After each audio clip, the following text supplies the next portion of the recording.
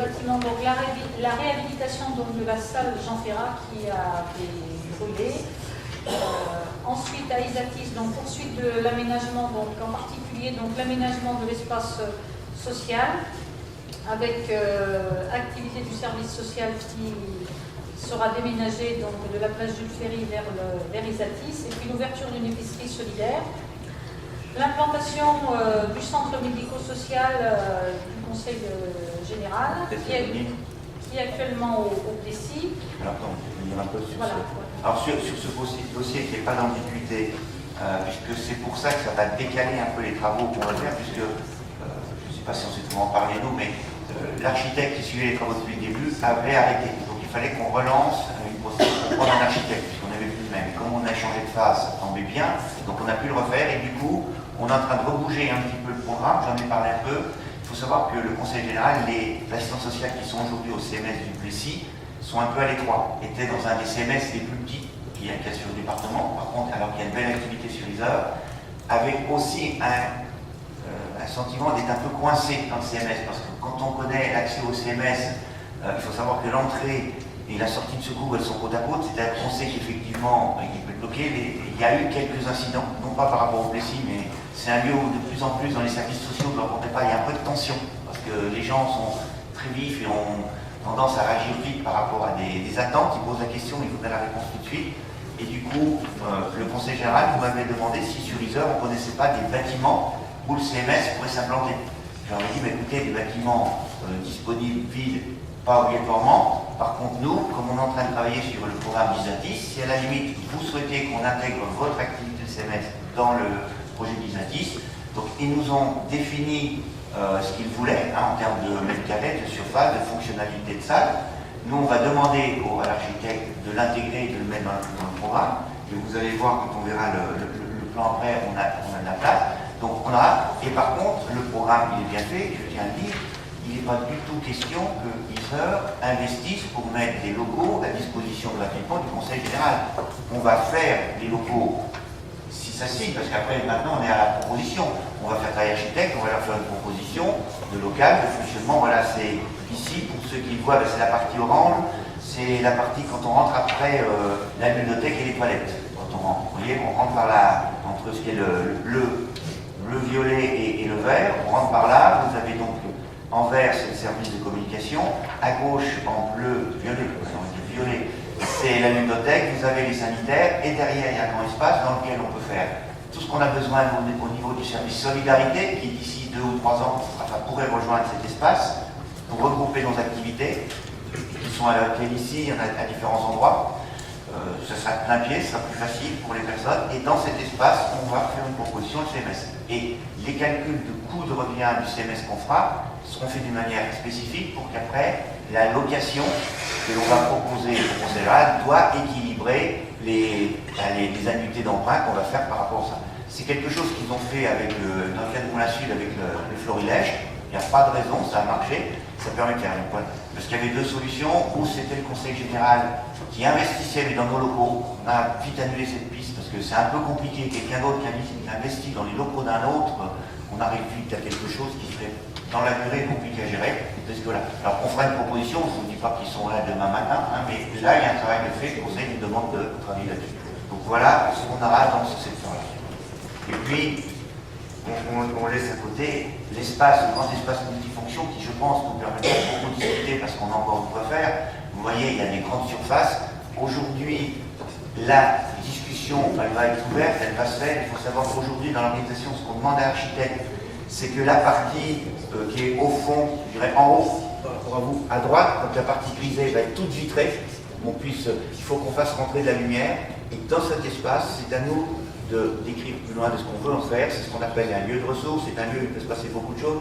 Je sais que certains collègues attendent une grande salle, donc il me l'a dit, donc il l'a dit souvent, donc je comprends. Une grande salle, elle peut être faite par des murs, mais elle peut être aussi faite par un espace qui reste. Donc ici, il faut se dire qu'aujourd'hui, il y a un grand espace, il faut qu'on finisse la phase dans le centre social sur lequel il y aura des activités pour nos gens, et qu'après on travaille en disant, y compris dans cet espace, très certainement qu'on sera amené à rapprocher le pige. Je vous l'ai dit, peut-être qu'à un moment, le pige, On peut se poser la question, est-ce qu'il n'a pas un sens d'être approché de la salle de la médiathèque, de la bibliothèque, de toutes ces activités. Alors ça sera plus loin du lycée, mais on a encore 2-3 ans pour y réfléchir. Ça fait de la cyberbase aussi. Ça, on a un projet sur lequel je pense que différentes commissions seront amenées à discuter pour qu'est-ce qu'on y fait dedans dans cette partie-là. On a encore de l'espace, on a tous plein d'idées, comme maintenant, mais il y a encore de l'espace et on doit pouvoir faire des choses. Mais ça sera la phase suivante, puisqu'effectivement, aujourd'hui, ce qu'on vous propose, c'est la réalisation dans les 2 ans, 3 ans qui viennent, de toute la partie, elle est, je dirais, sociale au sens large, qui est la partie orange. Et la partie vert bio, en fait. Et puis la partie à droite, on ne la voit pas ici parce que ça ne tient pas sur le plan. La partie à droite, c'est pas qu'on la démolit, qu'on n'en tient plus compte, c'est la partie sportive, mais elle est faite, elle est finie, vous la connaissez certainement, elle est sur la partie droite ici. Pour aller plus loin en termes d'information, c'est là où on pense proposer des espaces au comité de jumelage, on ne les voit pas ici. C'est quand on rentre du côté sportif, si vous voyez sur la droite, il y a un grand espace qui est fait pour faire du rangement. Vous ne voyez que la porte, il y a un grand espace noir et dedans on va faire des box d'environ 10-12 mètres carrés pour chacun des comités de jumelage qui pourront bénéficier chacun d'une zone de rangement et aussi une zone de rangement pour la médiathèque parce que notre médiathèque commence d'être à l'étroit et s'ils veulent avoir un roulement, aujourd'hui leurs livres, ils ont en roulement, ils sont posés à Jacques Prévert. C'est pas très pratique lorsqu'on est à Isatis d'aller chercher des livres en roulement, même si c'est qu'une fois tous les 2-3 mois qu'ils vont chercher, donc on va faire quelque chose. Donc un travail sur lequel les commissions seront amenées à retravailler et à voir la suite.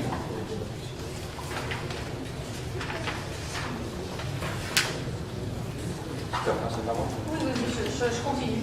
La salle de musique de Pertuis, donc cet équipement qui a une quinzaine d'années, on va essayer de lui donner donc une deuxième vie et on va essayer de modifier un petit peu les salles pour voir comment les groupes qui travaillent pourront mieux gérer leurs effectifs.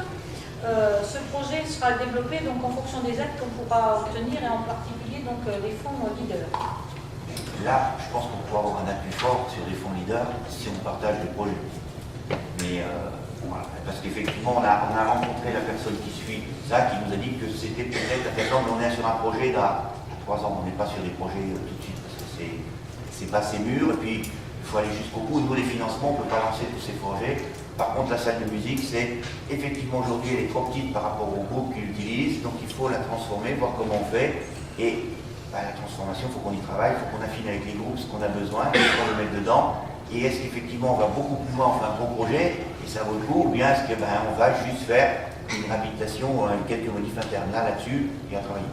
Si on va plus loin sur ce projet, il faudra qu'on voit comment avec Leader on peut être accompagné. Ensuite, les autres aménagements. Quelque chose d'important, donc un diagnostic sur les consommations énergétiques dans nos bâtiments, dans 20 de nos bâtiments communaux, pour permettre de cibler les prix et prioriser les travaux à réaliser, en particulier des travaux d'isolation. Donc la poursuite de changement des menuiseries à l'école Jacques Prévert et à la mairie, et la poursuite, bien sûr, et la mise en œuvre du programme d'accessibilité. Alors ce programme, le premier programme en 2 lignes, qui paraît tout simple, là, le diagnostic, nous avons un diagnostic qui va se faire sur 20 bâtiments, parce qu'on a estimé les plus énergivores, puisqu'en fait, c'est pas tout de constater les consommations, il faut aussi qu'on ait une équipe qui nous dit des pistes techniques. Là, c'est un autre métier, parce qu'effectivement, dans le mandat qui vient, on va se mettre un plan. Si on veut se mettre un plan, il va falloir choisir dans quel bâtiment on va, quel type de travaux, et il faut bien qu'on ait des aides. Donc du coup, on va faire ce bilan.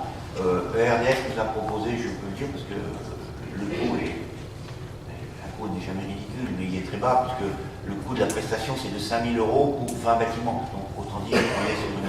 EDF avait envie de travailler parce qu'avec nous, donc du coup, ils vont nous faire ça, et du coup, dans la commission, je pense plutôt urbanisme, vous serez amené à partir des diagnostics, voir quelle priorité on se donnera, sur quel bâtiment il faudra travailler, quel type de travaux ou de modifications il faudra faire. Et voilà.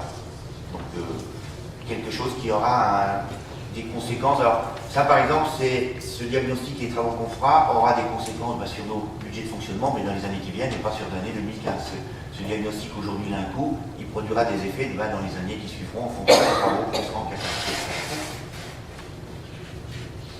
faire. Voilà. Et puis le dernier projet, donc à l'horizon 2030, c'est le projet de la ZAC de Sainte-Catherine sur une zone de 20 hectares au sud du centre hospitalier d'Yzeure.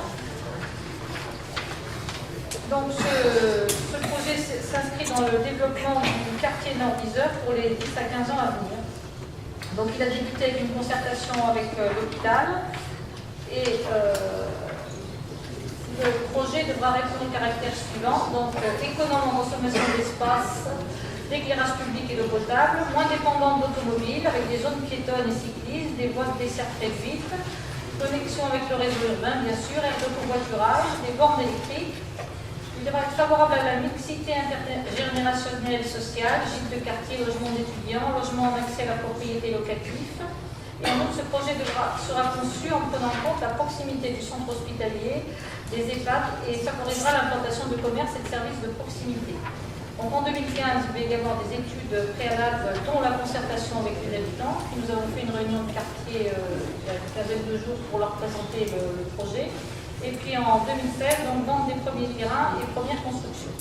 Alors, on en a déjà parlé dans ce conseil, mais peut-être pour le public. C'est un projet, vous voyez, on le met à l'horizon 2030, sur les 10-15 ans, on le voit, c'est tout un quartier sur lequel on se posait la question depuis quelques temps. Vous savez qu'on en avait une, la ZAC, je me suis trompé tout à l'heure, des Coquinets, qui est terminée. Il fallait en relancer. Vous savez que dans notre ville, si on veut une information, si on veut maintenir la population, il faut quasiment que chaque année, il y ait 40 à 50 habitations nouvelles pour maintenir la population. Je ne parle pas d'augmenter la population. C'est ce qu'il faut à peu près. Donc il faut toujours se dire, même si effectivement l'habitat se développe pas trop mal sur Isère, on le voit bien, il va quand même moins vite en ce moment qu'il a été à une période, et il faut chercher des zones. Et on a cherché des zones, et en même temps l'hôpital, dans le cadre des travaux et des travaux de l'hôpital de demain, eh bien effectivement doit financer un certain nombre de travaux sur son établissement et cherche des recettes complémentaires. Il a des grands espaces qui sont propriétés, là on est bien sur une propriété qui est aujourd'hui de l'hôpital, et on a rencontré l'hôpital et on leur a proposé de travailler avec eux, nous, en pilotant la réflexion pour dire qu'est-ce qu'on va pouvoir faire dans les 15 ans sur Isère, dans cette zone-là. Qu'est-ce qu'on peut faire ensemble pour que, à la fois, ça donne de la valeur à vos terrains, que vous puissiez les vendre, mais qu'il y ait aussi quelque chose de cohérent sur le secteur. L'idée, c'est pas d'empiler uniquement des maisons, parce que si on fait ça, on n'a pas besoin de faire un plan d'ensemble. Pourquoi on a fait ça avec l'hôpital? Parce qu'en même temps, il commençait d'avoir des promoteurs privés qui venaient les voir, puis qui leur proposaient de leur acheter un petit bout, puis de dire, allez, je vais vous faire 5-6 maisons là, 5-6 là. Ils se sont vite aperçus qu'en fait, ils auraient eu des choses anarchiques qui seraient construites, sur lesquelles on n'aurait pas eu beaucoup de moyens de maîtrise, parce que ça aurait été pivot, et que très vite on serait arrivé avec ce qui se passe quand c'est comme ça, des zones au milieu qui sont inconstructibles, on a oublié de faire des branchements qui correspondent. Donc l'hôpital a adhéré assez vite à cette idée de travailler avec nous sur qu'est-ce qu'on va y faire. On a donc réuni dans cette salle, il y a quelque temps, toute une série de techniques pour voir avec eux, si on avait essayé de penser à tout, ce soit fallait aller, et maintenant on va, je dirais, passer à l'étape différente, et on va rencontrer l'ensemble des politiques du secteur concerné, parce que c'est un projet qui ne dépendra pas uniquement de la ville d'Isère. C'est vrai que si même on le pilote, dedans il y aura des équipements qui vont correspondre avec la Côme d'Ado, il y a d'autres villes qui sont impliquées. Le grand avantage de cette zone, c'est qu'elle est pas loin des deux centres-villes, que ce soit le centre-ville d'Isère ou de Moulins. On est déjà une zone où il reste encore une vingtaine d'hectares qu'on peut urbaniser, en gardant, c'est ce qui a été dit par Pascal, qu'on y garde aussi un aspect rural. Il ne faut pas oublier qu'on est à l'entrée de la ville, on est quand même zone. Il ne s'agit pas qu'on retrouve une densité de construction telle qu'on ait l'impression d'être dans un quartier centre-ville. Les gens, s'ils viennent dans nos secteurs, ils viendront parce qu'ils trouveront une certaine qualité de vie en termes d'espace. Donc il faut y travailler tout ça. Je le dis bien, nous sommes sur un projet qu'on va lancer nous, mais qui devrait être comme la ZAC qu'on a fait, c'est-à-dire qu'après il y a un aménageur qui va faire ça, qui va le suivre, et je le dis tout de suite, même si on a écrit l'étude 2015, vente des premiers terrains en 2016, c'est les premiers terrains. Les derniers terrains, je ne sais pas quand est-ce qu'ils se vendront. Je ne sais pas, est-ce qu'on ira jusqu'au bout? Est-ce qu'au vu de l'économie du secteur, est-ce qu'on fera les 20 hectares? Est-ce qu'on en fera que 10? Et puis on le mettra ensemble. L'objectif, on a une grande zone. Après, là-dessus, on lance, on impulse, et puis on va essayer de voir ensemble ce qu'on peut y faire. Et je pense que, effectivement, ce qui est certain, c'est quand on va finir notre mandat, et je veux dire que la zone, elle ne sera pas finie. Sinon, c'est qu'il sera passé quelque chose qu'on n'aura pas, ou bien on aura abandonné, mais ce serait dommage, mais elle ne sera de toute façon pas finie. On est bien sur un projet, et ça, ce qu'il faut vraiment qu'on le dise à nos concitoyens, c'est pas demain, c'est dans un avenir de 10-15 ans qu'on aura toute cette zone qui sera aménagée différemment. Voilà. Voilà. Ensuite, les équipements qui doivent évoluer, donc l'équipement informatique des écoles. Donc nous allons mener une réflexion réflexion avec les écoles dans le premier semestre 2015 pour connaître un petit peu les besoins avec les équipes pédagogiques et nous ferons un plan d'équipement sur 5 ans pour équiper nos écoles. Au niveau des équipements sportifs, eh bien, l'augmentation croissante des licenciés, la demande d'accueil de clubs extérieurs, etc., nous conduisent à une saturation de tous nos sites sportifs. Donc, on va essayer de mener une réflexion pour mieux répondre aux besoins sans construction nouvelle. Le site des Audières, donc on va mener une réflexion aussi sur ce site en tenant compte de la problématique récurrente qui est la fermeture de la baignade estivale. C'est-à-dire que, vous le voyez tous les ans, la baignade pourrait être ouverte 2 mois l'été et souvent les cyanobactéries nous obligent à la fermer.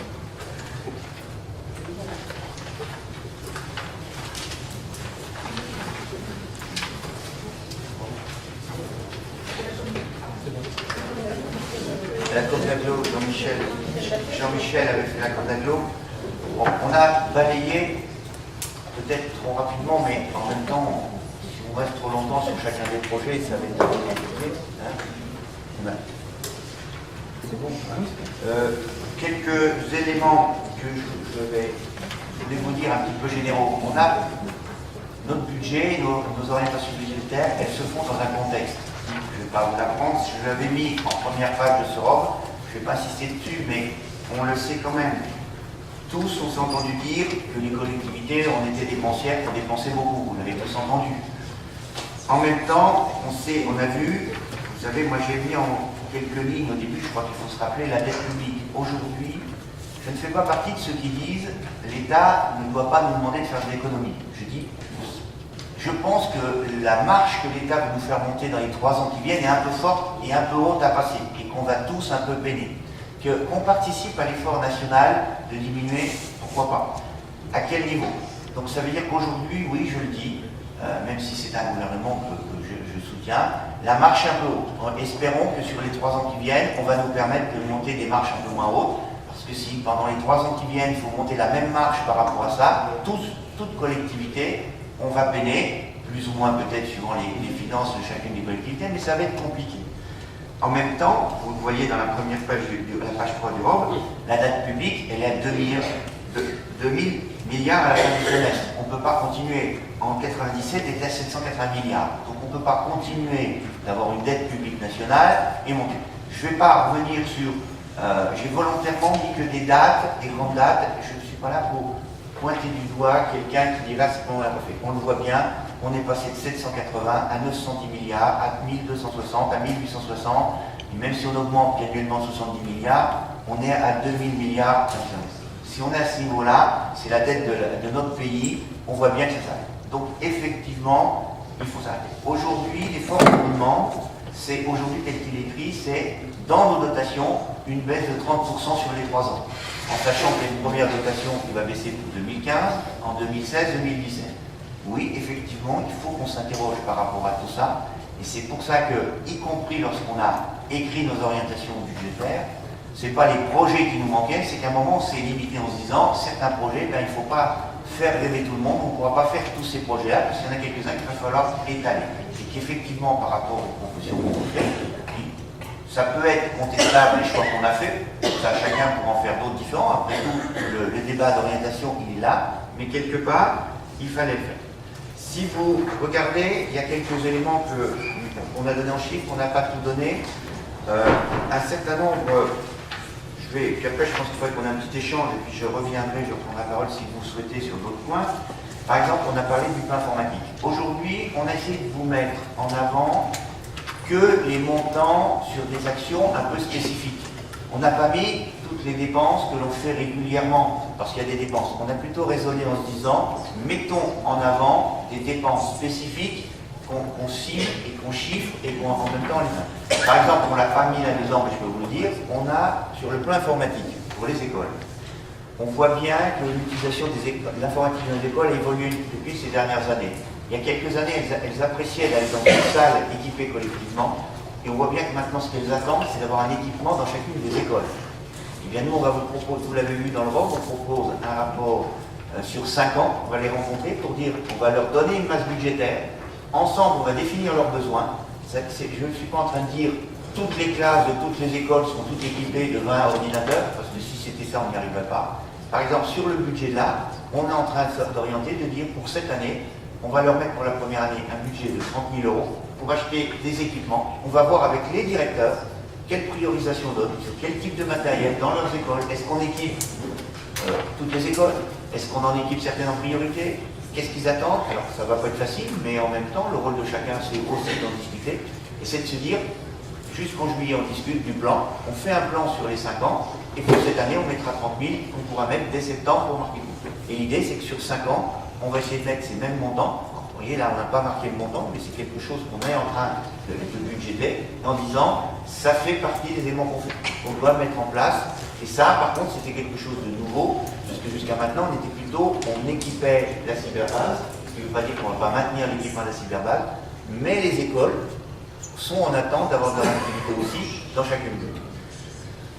Vous le voyez aussi, on a mis là-dedans un certain nombre de projets qui seront sur les 2 années qui viennent, et je le dis très fortement, il est clair que suivant les financements qu'on trouvera pour nous aider sur certains projets d'investissement, on les fera plus sur 2015 et moins sur 2016 ou indifféremment. Pourquoi? Parce que la règle budgétaire, et là je vais m'arrêter moi pour l'instant, que je me suis donné, on s'est donné en équipe, qu'on vous propose, c'est de se dire on ne peut pas les économies qu'il faut trouver, les faire peser uniquement sur le fonctionnement des services. Dire tout doit reporter sur le fonctionnement des services, c'est pas bon. Dire que tout devait être pris sur les investissements, c'est pas bon non plus parce qu'il faut trouver le développement de l'économie. La base que l'on a prise pour écrire notre budget et qu'on s'est servi pour écrire nos orientations, parce que les deux vont un peu ensemble. Les orientations budgétaires, c'est une sorte de pré-budget. On lance des idées, on budgétise, on regarde que ça marche, dépenses, recettes, on équilibre, puis après on vient en budget et on vient dans le budget. C'est de dire, d'habitude, le volume d'investissement sur nos investissements propres, je ne parle pas de toutes les écritures comptables liées à l'investissement, sont autour de 1 million ou 1,1 million. C'est la moyenne, sauf les 2 années où on a fait la cuisine centrale, on a fait un peu plus. Cette année, on va partir sur 800 000 €, donc 200 000 € de moins sur les investissements propres, sauf si nous trouvons des financements complémentaires à ce que l'on peut avoir. Il y en a quelques-uns sur les fonds européens. Aujourd'hui, on vous en a présenté un au titre de la DETR. Je ne désespère pas de pouvoir vous en présenter un deuxième au titre de la DETR, mais il y a une certaine marge d'incertitude, donc je ne vous propose pas et on n'écrira pas dans le budget des sommes sur lesquelles on n'est pas sûr de pouvoir toucher, parce que si on les marque, c'est sûr de toucher, on ne peut pas, on n'y arrive pas. Donc voilà les grandes lignes qu'on veut faire, en sachant que si après vous souhaitez qu'on prenne un peu de temps sur les grands éléments sur le fonctionnement et l'amortissement, ce que l'on a fait, c'est que l'on a regardé le budget et tous les chiffres que j'ai donnés depuis, que ce soit à l'Assemblée communale consultative ou dans nos conseils municipaux, on fait une comparaison entre le budget tel qu'on avait écrit le 1er janvier 2014, c'est-à-dire au début, et on n'avait pas intégré, et vous, l'opposition droite nous l'avait reproché en cours d'année en disant vous n'avez pas intégré les baisses de subventions, vous ne les avez pas enlevées. On a passé l'année, on a fait des économies à l'heure, on a fait, mais là aujourd'hui, tous les chiffres qu'on a fait dans notre réflexion, c'est qu'est-ce qu'on avait en dépenses, qu'est-ce qu'on avait comme recette au 1er janvier, et au vu des éléments qu'on a, qu'est-ce qu'à mi-avril, on pense qu'on aura, en plus au moins, et on a travaillé avec les services pour faire un certain nombre d'économies, mais je dis, les économies, on ne les fera pas uniquement sur le fonctionnement, on les fera aussi un peu sur l'investissement, à hauteur d'environ 200 000 €. Voilà les éléments nouveaux que vous donnez avant peut-être des échanges ou reprendre à d'autres moments quelques éléments. Mais peut-être des questions, des interventions. Voilà. Là, j'ai pas d'important, j'ai qu'un micro, vas-y.